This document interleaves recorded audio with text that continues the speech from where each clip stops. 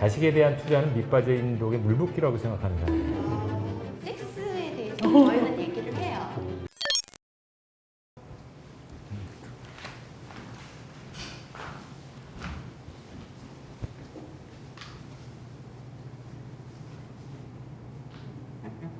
네, 여러분은 이 자리에 누군가의 엄마, 아빠로 오셨습니다. 다양한 문항을 드릴 테니까 대한민국 부모의 표준은 어느 정도인지 한번 여기서 확인을 해보도록 하겠습니다.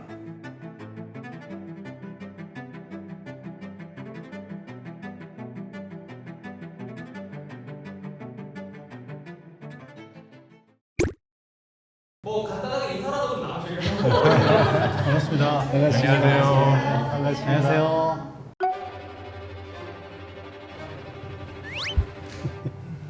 그냥 왼쪽으로 가도 되는 거죠?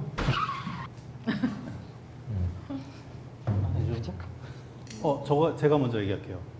얘네들이 하고 싶은 거에 대해서는 전혀 꺼리낌 없이 지원을 했던 것 같아요. 내가 너희들한테 못 해준 건 있니? 했을 때 별로 그런 거에 대한 대답을 못 들었기 때문에 잘 충분히 지원했다고 생각하고 있습니다.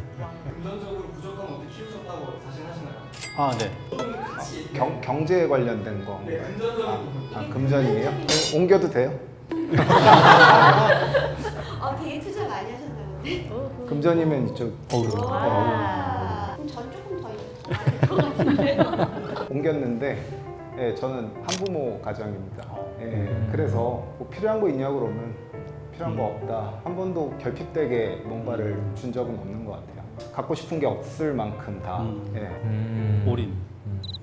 다시 태어나면 저 아버님 딸로 태어나야 될 것 같아요. 그 부모님들은 애들 뭐 해주기 위해서 죽도록 일하는데 애들은 오히려 부모님이랑 시간 같이 보내고 싶은 마음 많잖아요. 그렇죠. 일 열심히 할 수 있었고 돈 훨씬 더 어. 벌 수 있었을 텐데 오히려 애들하고 시간 좀 보내려고 역시. 부족하다고 느낄 수 있죠. 제 개인 의견인데 우리 애들은 뭐 다른 애들보다 좀 잘 사는 편인 거예요. 해외도 많이 다녀오고 그러니까. 지금 일로 오셔야 되는 거예요. 이 중간에 이런 분이 뒤쪽에 계시면 안 되는 거잖아요. 금전적인 거만. 아니 시간 투자를 많이 하고 금전적인 부분 저보다 더 훌륭하신데. 더 할 수 있는데 못했다는 얘기. 네, 그런 거죠. 그죠?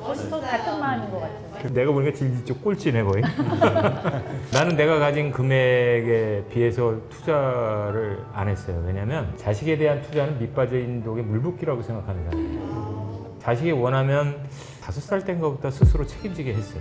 의무적으로 해줄 건 해줬지만 그 외에 용돈이 필요한 건 대가를 치르게 했어요. 또 지금도 자식한테 나는 생활비를 받고 있습니다. 왜냐면 받고 있고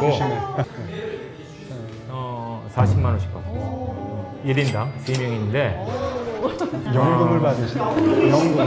안 주는 사람도 있어요. 생활이 넉넉하지 않아서 안 주는 사람도 있는데 그거는 분명히 대가를 치르게 할 거예요. 그리고 나는 자식한테 투자한다는 말은 좀 단어가 안 맞는다고 생각하는 사람이에요. 그냥 쏟아붓는 거라고 생각하는 사람이거든요. 따라하고 싶어요. 근데 내가 해보니까요 이런 게 있어요. 굉장히 마음이 어려워요. 얘가 어린데 이걸 해주고 싶은데 해주면 쉽게 갈 것 같은데 그걸 참으려니까 마음 너무 어렵다고. 배우고 싶어요. 아니 배운다고 산 건 아니고. 근데 저는 완전히 딴 나라에 계신 분들 얘기 같아요. 아 그래요. 그런 거를 이제 맺고 끊는 거에 대한 개념 자체가 없었거든요. 자녀기 때문에 내가 케어해주고 그 구분을 짓지 않고 그냥 지내왔던 것 같아요.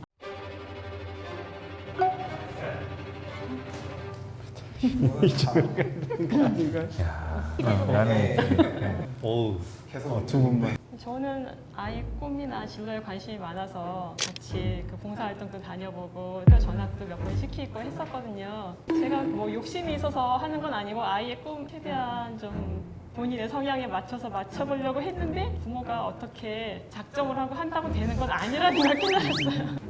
나는 내 꿈과 진로도 잘 모르는데 그래서 지금 내 꿈과 진로를 찾기 위해서 지금 내 사업을 때려치고 이걸 하고 있는데 그리고 자식이 자기 마음대로 안 되잖아요. 맞아요. 거기다가 그냥 지켜만 봐주는 게 그거지 관심을 보이면 부정적인 반응이 나오니까 자존심이 상해. 저도 이제 마찬가지로 나도 무슨 관심이나 꿈을 갖고 산 게 아닌데 너는 무슨 꿈을 갖고 있어? 이렇게 물은 적이 없거든요. 저도 꿈이 없는데 얘한테 그걸 뭐 물어서 무슨 답을 받겠어요. 알아서 크고 시행착오를 겪어서 다시 돌아섰을 때 맞아요. 옆에서 부모가 지원해 줄 수 있는 정도만 된다 그러면은 그런 주의예요. 기상청이나 쪽으로 이렇게 그거를 이미 많이 겪었죠. 꿈이라는 게 어렸을 때 꿔야지. 근데 아까도 얘기했듯이 뭐 대학부터 가고 뭐부터 하고 이게 진로나 꿈을 막는 거거든 사실은. 딸 셋 키우는 아빠 입장에서는 굉장히 그 개입을 많이 한 편이에요. 관심이 많아요. 어릴 때부터. 아니 이쪽으로 온 거죠. 여기 더 가셔도 돼요. 재밌네요.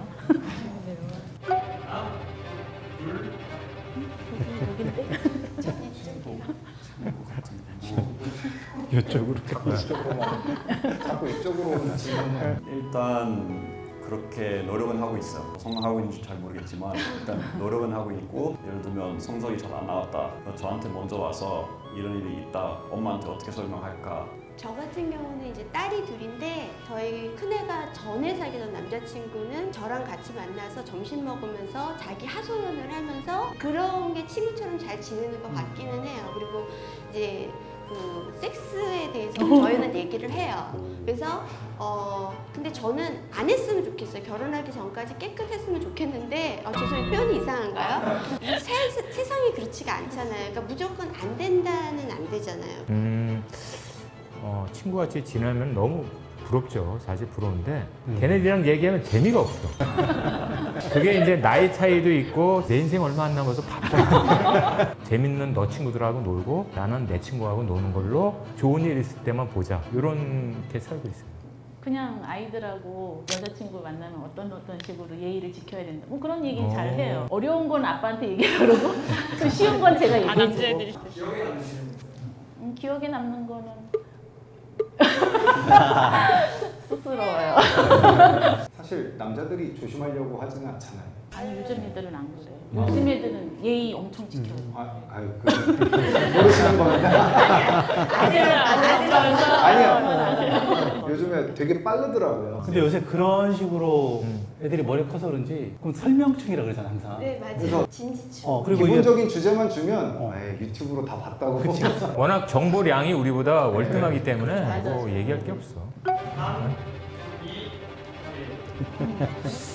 있어. 없지는 않지. 아버님 약간 극단을 중학교 1학년 때인가 2학년 때가 제가 이민 생활을 오래 했어요. 애가 이제 적응을 못 하는 거야. 근데 문제는 내가 더 적응을 못 하는 거야. 그러니까 둘 다 감정이 이제 격해졌던 거지. 내가 성숙하지 못했고 부모로서 내가 불안정하고 너무 힘들 때 그랬던 것 같아요. 이제 아버지도 이제 모자라는 거가 있다는 거를 청소년 때부터 알았던 거죠. 고등학교 때 이제 처음으로 손을 댔어요. 큰 애하고 작은 애를. 그러고 난 다음에 제가 반성 많이 했죠. 그 이후에는 아이들한테 손을 안 대는데 영국에서 아마 90년대부터 이렇게 애들 때리는 거 거의 불법으로 돼 있거든요. 그래서 저도 거의 때리진 않았고 한 번 기억나거든요. 엉덩이에 때렸는데 저도 그 다음부터 충격받아가지고 안 하려고 저도 한 노력해요. 번밖에 안 때렸는데 얼굴 한 번 때렸어요. 너무 때리자마자 급반성하고 그 뒤로는 항상 대화. 근데 남자분들이 여기 다 있네.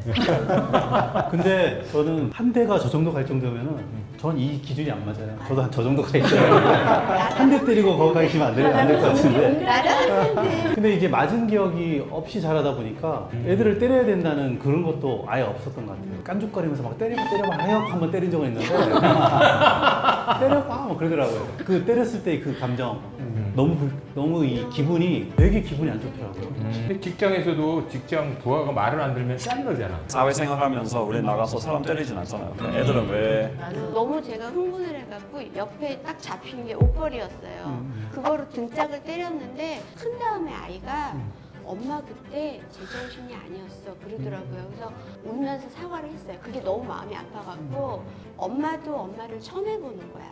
그랬더니 저희 딸이 토닥토닥 해주면서 알아 엄마도 사람인 거 그러더라고요. 그렇게 되게 스토리가 아름다운데요. 제가 잘 예쁘게 저희 너무 딸은 좋은데? 또 다른 얘기할지도 몰라요. 좋은 스토리네. 하나, 둘, 셋. 없는 소리인가요? 후회 좀. 한 적이 저기 없다. 한 적은 다 있지 않아요? 없어요? 한 적은 조금은 있어도 한번 정도. 그러니까 이제 그 기준은 뭐 한 번이든 10번이든 알아서 그래서 제 기준이죠. 나는 뭐 후회한 적이 있는 게 아니라 지금도 후회하고 있고 앞으로도 계속 후회할 것이다. 그러니까 웬만하면 만나지 말자 이런 식으로 애들을 얘기하고 있어요. 힘드니까 신경 쓰게 하니까 걱정하게 만드니까 딸 하나가 이제 유럽 여행을 조금 이따 간다고 그러니까 걱정하게 만들잖아. 그러니까 후회하는 거지. 저런 썩을래. 일정의 채무가 있으면은 사람이 나태해지지 않고 활동을 하잖아요. 애들이 없었으면은 되게 삶이 되게 무료했을 것 같은 생각이 드는 거예요. 살아보지 않았죠. 네? 살아보지 않았죠. 왜 그렇게 단정을 해? 둘만 살기에는 너무 대화거리라든지 이벤트가 없다. 근데 얘네들 때문에 삶이 되게 윤택해지진 않았고요. 되게 막 액티브해지면서 막 끌어오르는 화를 액티브하면서 내가 되게 많이 성숙했구나. 이왕 한번 태어난 거 되게 힘들게 살지만은 그래도 재밌다. 이 생각을 했던 것 같아요. 한두 번 한 것 같아요. 한두 번. 저는 영혼을 갈아 넣어서 이 아이들을 키웠는데 엄마는 엄마, 나는 나. 내가 한 거에 엄마가 무슨 도움을 줬는데 내가 다 했지. 뭐 이러면 저런 예, 후회해봤자 다를 필요가 하나도 없어요.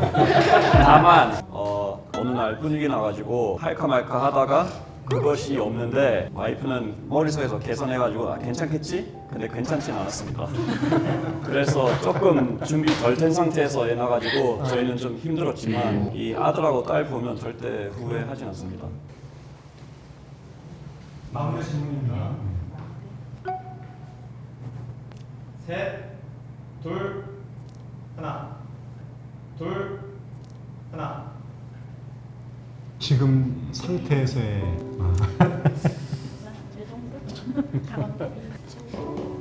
나는 이 정도? 이제 다이적으로 보이시는 좋은 부분. 이쪽으로 가면 안 돼. 이쪽으로 가면 안 돼. 하실 말씀들이 많으실 것 같아서 천천히 들어볼게요. 저부터 얘기할게요. 뭐 좋은 부모에 대한 어떤 특정 기준은 없고요. 응원하고 잘 되길 바라는 마음은 항상 갖고 있어요. 그러면 얘네들한테 나는 되게 좋은 부모가 아닐까?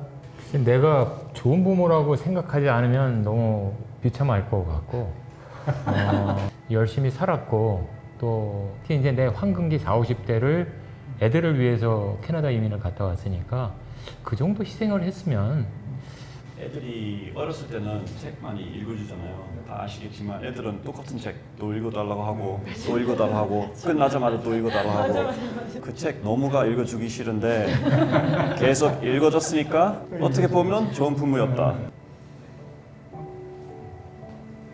항상 좋은 부모이고 싶죠. 사랑해주지만 저는 좋은 부모가 아니기 때문에 그게 이제 가슴에 그냥 좋은 부모이고 싶은 아빠 인 것 같아요. 우리 아이가 12살이었을 때 이 질문을 하셨다면 전 저기 있었을 것 같아요. 왜냐면 우리 아이들이 겪지 않아도 될 거를 내가 한 선택으로 인해서 겪어야 됐잖아요. 그러니까 나만 힘든 게 아니라 아이들은 선택도 없이 겪어야 됐어요. 그래서 저는 제가 절대로 좋은 부모라는 생각을 해본 적이 없는데 이 나이가 되고 아이들이 그만큼 크다 보니까 제가 최선을 다했어요. 내가 할 수 있는 능력에서 최선을 다했고 그래도 나는 괜찮은 부모가 아니었을까라고 믿으면서 가고 싶습니다. 절로 갈 날이 있겠죠. 일로 오실 거예요, 아이가 있으면. 이제 시작이라서. 이제 시작이라. 네. 어떠셨어요? 부모는 다 거의 비슷할 거라고 생각했거든요. 근데 오늘 다양한 부모님들 만나니까 서로 이제 보는 관점이 다 다르구나. 한국 그 애들 키우는 상식하고 영국은 많이 다른 점이 있어요. 근데 여기 와 보니까 그렇게 큰 차이 없구나. 아니면 제가 너무 한국화 됐나요 이게? 마지막 문구가 나는 좋은 부모냐라고 질문을 했잖아요. 나 그래서 우리 자식들한테 가서 반문을 해보려고 해요. 너는 나한테 좋은 자식이었니? 그걸 한번 듣고 싶다는 생각이 애들한테 들어요. 내가 좋은 부모 키우는 게 아니라 이제 앞으로 잘하라는 뜻. 반성을 좀 시켜야지. 저도 약간은 따라하고 싶어요. 진짜 따라가고 싶어요. 네.